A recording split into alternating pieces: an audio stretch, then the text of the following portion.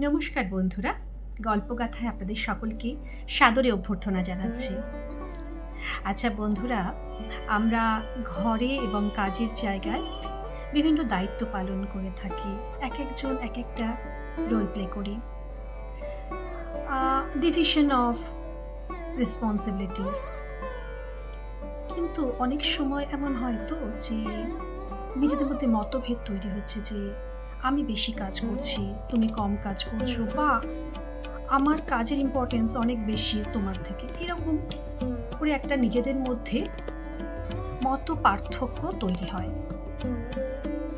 এর ফলে সম্পর্ক তো নষ্ট হয়ই, ইন্টারপার্সোনাল রিলেশনশিপ তো নষ্ট হয়ে যায়, তার সঙ্গে কাজ করে যে আনন্দটা পাওয়া যায় সেটা থেকেও আমরা বঞ্চিত হই।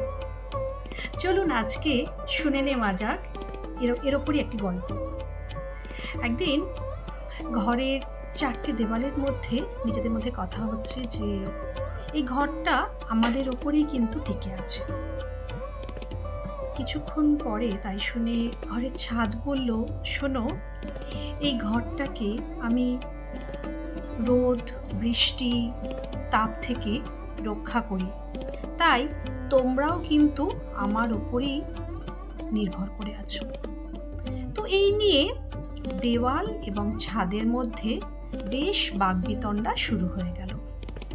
কিছুক্ষণ পরে এইসব শুনে ঘরের মেঝে বলল, শোনো, আমি যদি তোমাদেরকে বলতাম এই যে দেওয়াল এবং ছাদ আমার উপরই ভর করে দাঁড়িয়ে আছো, তাহলে কেমন শোনাতো? কিন্তু আমি তা বলবো না, কারণ আমরা এককভাবে কেউই কিন্তু সম্পূর্ণ নই।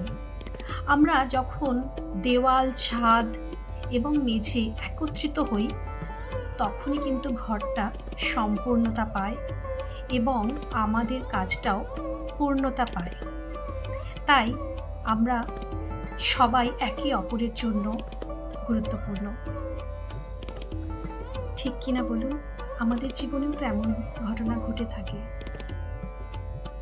আপনাদের মতামতের অপেক্ষায় থাকলাম। নমস্কার।